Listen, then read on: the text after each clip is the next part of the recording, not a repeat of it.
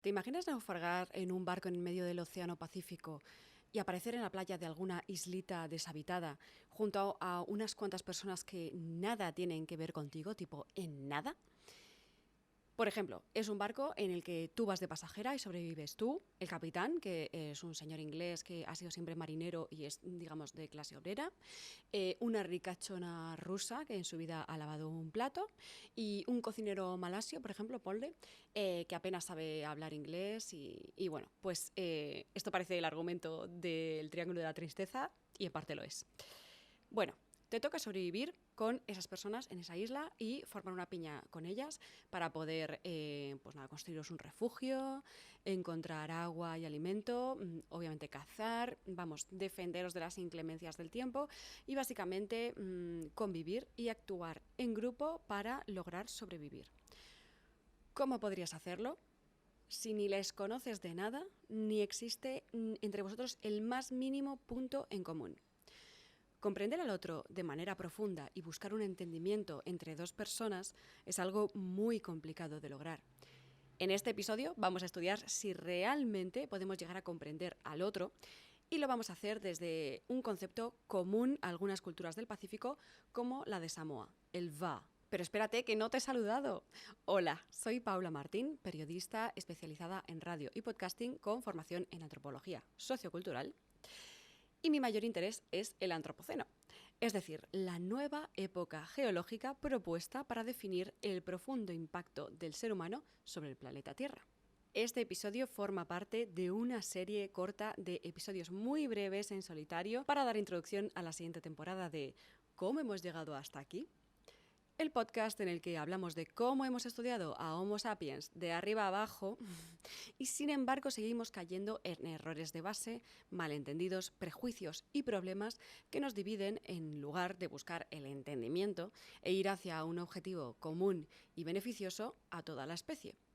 Seguiré publicando episodios cortos en solitario, en semanas alternas, porque hay muchos temas que me parecen súper interesantes y sobre los que me gustaría reflexionar en voz alta y preguntarte, ¿qué opinas tú? Pero a lo que íbamos, ¿en qué consiste el concepto samoano del va para comprender al otro? Existe un concepto proveniente de Samoa que se llama va o el espacio intermedio y que describe el contexto relacional y espacial en el que se desarrollan las relaciones espirituales y personales entre personas y objetos. En ese espacio intermedio no hay vacío, sino interconexión, de forma que todos los elementos del universo están interconectados y el todo tiene sentido. En maorí y en japonés encontramos una traducción en el wa, que es la armonía social que condiciona las relaciones entre las personas.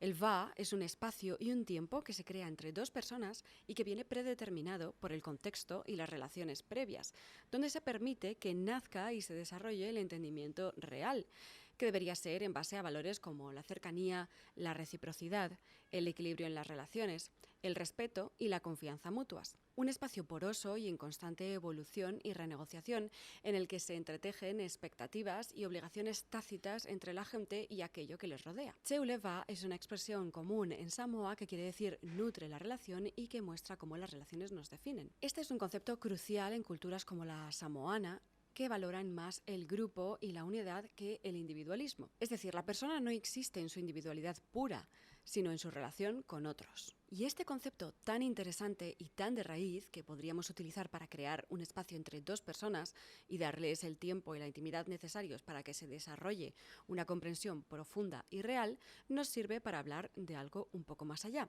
Y ese algo es, ¿podemos realmente entender otras culturas y sociedades? No me refiero a entendernos entre nosotros, a llevarnos bien con gentes de otras culturas, que eso sabemos que sí y que tiene múltiples beneficios como una convivencia armónica, ser capaz de repensar tus propios esquemas mentales desde otros ángulos y alimentar tu empatía, creatividad y capacidad de innovación, mejorar la comunicación con otras personas, tomar conciencia de que los conflictos que surgen en la mayoría de los casos no se deben a diferencias culturales, sino a otras desigualdades como el acceso a unos servicios sociales escasos o las desigualdades económicas, y finalmente una mayor capacidad de resolución de problemas a nivel de grupo, de empresa, digamos, o incluso como sociedad.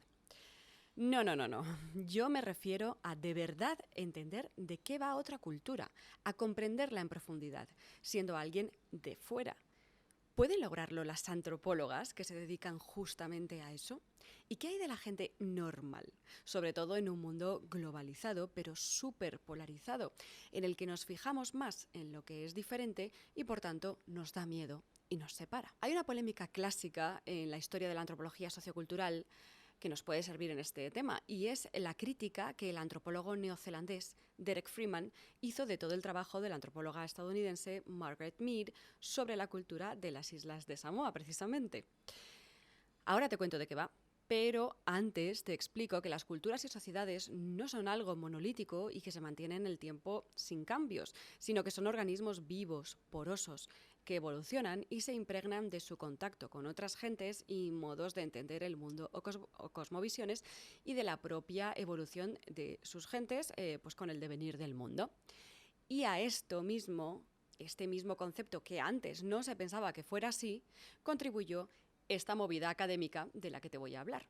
Bueno, la antropología es una disciplina surgida en el siglo XIX a raíz del establecimiento de los imperios coloniales europeos, cuando básicamente eran hombres blancos privilegiados provenientes de imperios coloniales que se iban de colonias y estudiaban al otro, o incluso desde sus confortables sillones en una universidad de Oxford, se dedicaban a hacerse pajas mentales sobre cómo eran las estructuras sociales, las religiones o los usos y costumbres de los pueblos colonizados. Por supuesto, la audiencia de quien iba a estudiar, entre comillas, esos pueblos originarios era la comunidad científica, era la comunidad académica en sus países de origen, en sus países europeos, y en ningún momento se tenía en cuenta a los propios pueblos originarios para generar ese conocimiento ellos mismos como estudiosos o académicos, o incluso dar opinión sobre la obra final. Eso fue precisamente lo que hizo la etnóloga estadounidense Margaret Mead a principios del siglo pasado. Cogió sus mualetas forradas de piel, se plantó en Samoa y se puso a estudiar la cultura samoana mediante la observación participante y las entrevistas.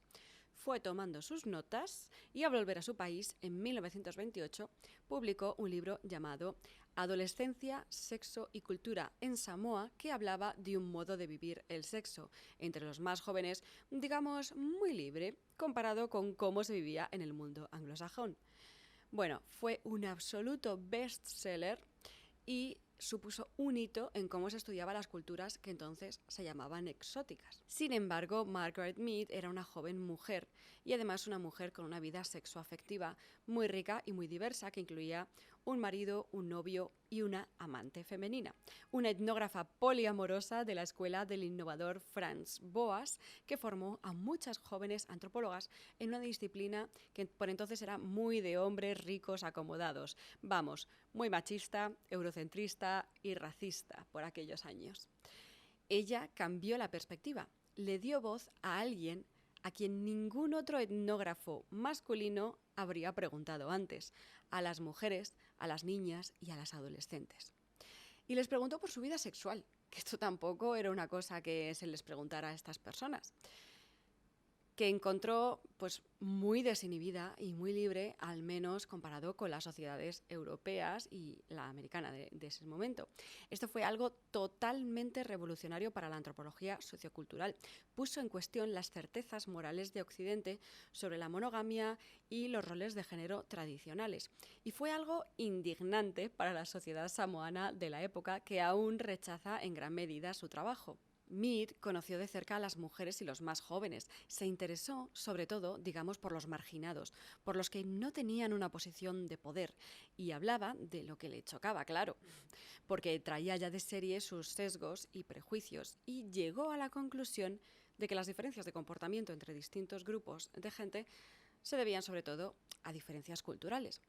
Derek Freeman señaló este error de base, pero lo hizo, a su vez, trayendo consigo sus sesgos, preconceptos y su propia posición de hombre blanco privilegiado.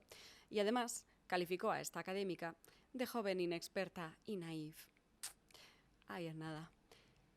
Bueno, hablemos de este hombre. El antropólogo neozelandés Derek Freeman admiraba a Margaret Mead y siguió sus pasos estudiando durante 40 años a las sociedades de las islas del Pacífico.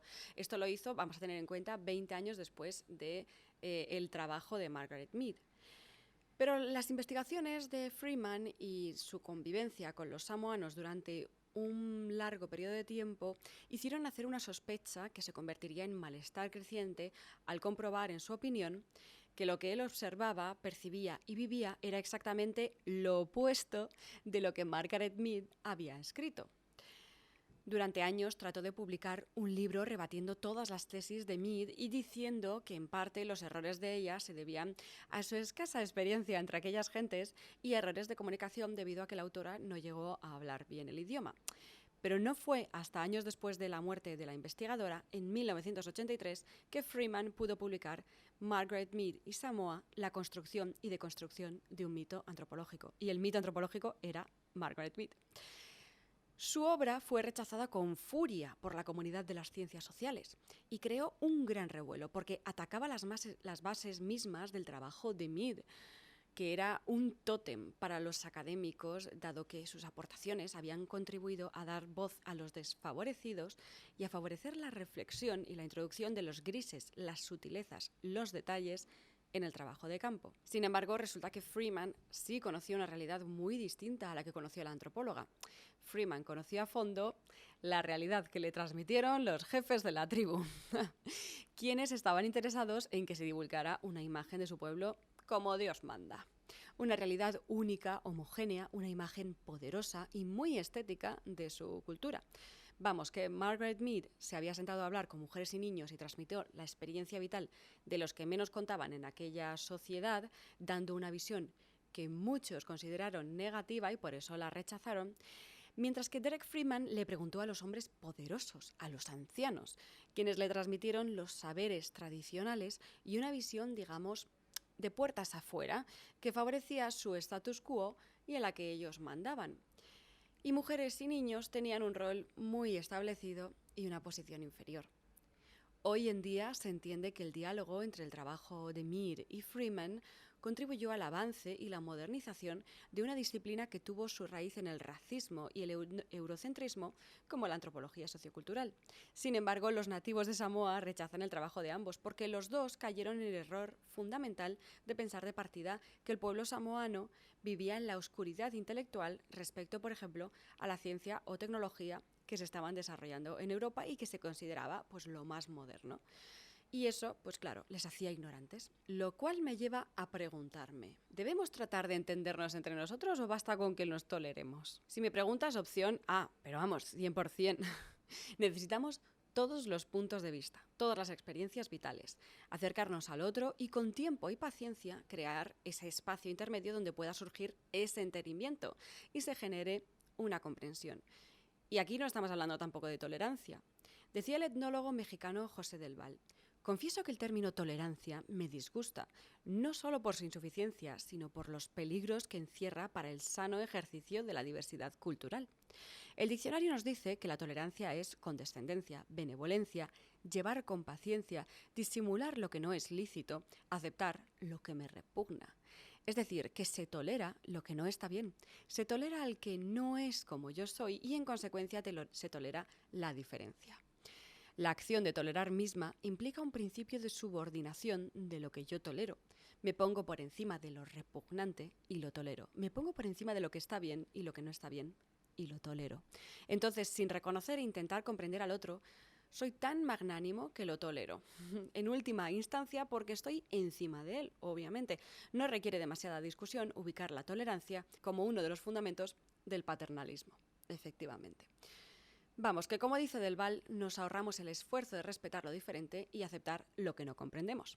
Simplemente pensamos que otros pueblos que no viven a la occidental están más atrasados, menos evolucionados y a la cola del progreso. Y nos quedamos tan panchos.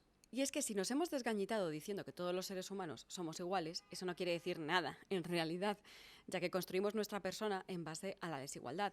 Piénsalo, tú naces en un país y una cultura determinadas, en el seno de una familia en concreto, y construyes tu propia identidad en base a todo lo que te diferencia de tus familiares, como del resto de la sociedad, tu sexo y orientación sexual, tu nivel socioeconómico, tu carácter, tus preferencias, tus particularidades. De hecho, investigaciones recientes señalan que hay muchas más diferencias dentro de un mismo grupo que entre culturas diferentes, según afirma Joseph Comes, investigador del Centro de Desarrollo Internacional de la Universidad de Navarra. Vamos, que la igualdad entre Homo sapiens sapiens no deriva de su biología, sino que es una construcción sociocultural que hay que construir conscientemente. Desarrollando el estudio antropológico, no debemos caer en el error de pensar que comprendemos profundamente al otro gracias a las herramientas y la mirada antropológicas, sino que debemos cuestionar siempre que realmente lo entendamos, porque acarreamos ya tanto nuestros propios sesgos como nuestras experiencias y rasgos socioculturales. Somos extraños profesionales que aparecen como un ovni en otra cultura, la observan a menudo extrañados y luego vuelven a su planeta. Debemos intentar trabajar siempre en lograr entender y respetar al otro.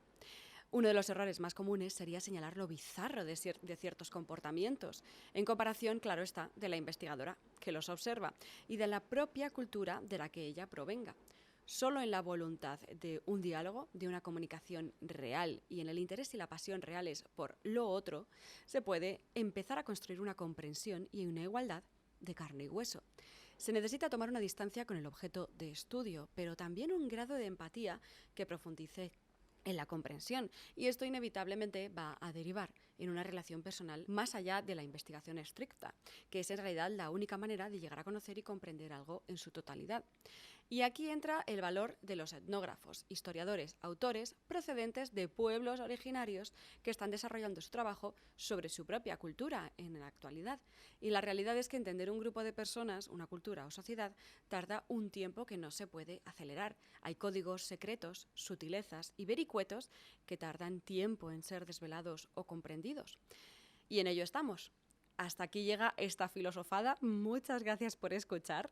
Espero que no te haya sido muy arduo, que te lo haya hecho entretenido e interesante. Dime qué te ha parecido, que eso sí que a mí me interesa muchísimo.